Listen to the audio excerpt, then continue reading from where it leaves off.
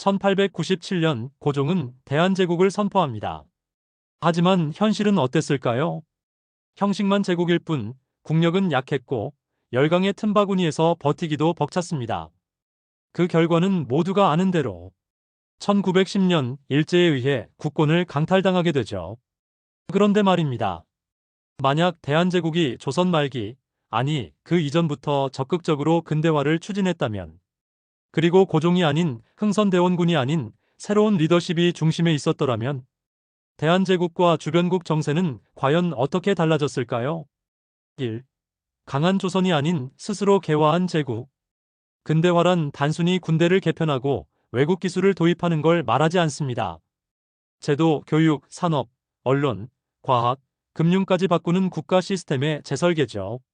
만약 18만 7080년대 일본보다 10년만 먼저 개화를 시작했다면 조선은 청나라의 속국이 아니라 명실상부한 자주국가로 거듭났을 겁니다.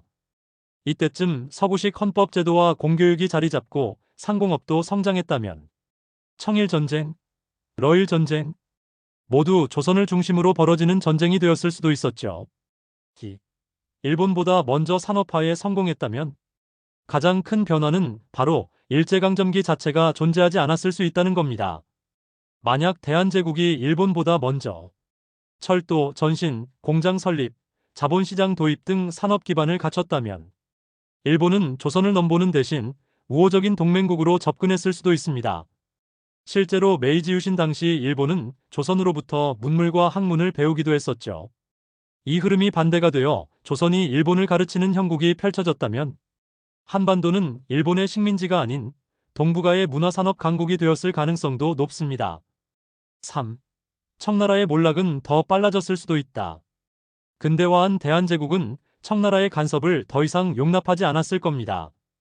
1880년대 청과의 조공관계를 완전히 단절하고 영푸독 등 열강과 독자적인 조약을 맺었을 가능성이 큽니다. 이로 인해 청나라는 한반도에서의 영향력을 완전히 상실하고 동북아에서 고립되기 시작했을 수도 있죠. 그리고 청일전쟁에서 일본이 승리한 가장 큰 요인은 청보다 더 빨리 근대화된 군사력을 갖췄기 때문이었습니다. 조선이 근대군을 먼저 완비했다면 청일전쟁에서 승자는 조선이 되었을 수도 있습니다. 4. 러시아와의 관계는 어땠을까? 근대화한 대한제국은 러시아와도 새로운 외교 노선을 펼쳤을 겁니다. 러시아는 한반도 남하를 원했지만 근대화된 군사력과 외교력을 갖춘 조선은 러시아의 지나친 개입을 견제하며 오히려 일본과의 균형 외교 또는 삼국 동맹도 시도했을 가능성이 있습니다. 한마디로 조선이 열강에 휘둘리는 나라가 아니라 열강을 조정하는 나라가 되었을 수도 있다는 거죠. 5. 일본의 근대화, 한반도에 의존했을 수도. 실제로 일본은 초기 근대화 시기 조선의 문물과 인재를 흡수하면서 성장했습니다. 그렇다면 조선이 먼저 산업기술과 자본시장을 갖췄다면 일본은 스스로의 발전보다 조선의 도움에 더 의존했을 수도 있습니다.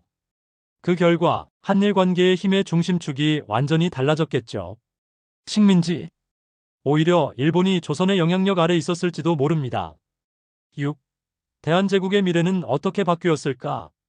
국채보상운동이나 신민회, 대한자강회 같은 자발적 근대화 노력들이 좀 더 체계적이고 강력한 정부 주도로 이어졌다면 1910년이 되기 전에 대한제국은 입헌군주제 또는 공화제에 가까운 근대국가가 되었을 가능성이 있습니다. 그리고 1920년대엔 한반도에서도 자동차와 비행기가 생산되고 조선의 만주 진출도 가능했겠죠. 근대화를 조기에 이룬 대한제국은 단지 식민지를 면하는 정도가 아니라 동북아의 균형자가 되었을 가능성이 있습니다. 청도, 일본도, 러시아도 조선을 무시할 수 없었겠죠.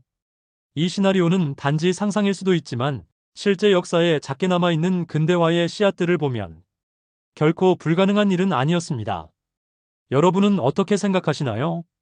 우리가 조금만 더 빨랐더라면 지금의 세계는 달라져 있었을까요? 댓글로 여러분의 상상을 나눠주세요. 그리고 이런 대체 역사 이야기가 더 궁금하시다면 구독과 좋아요 잊지 마세요.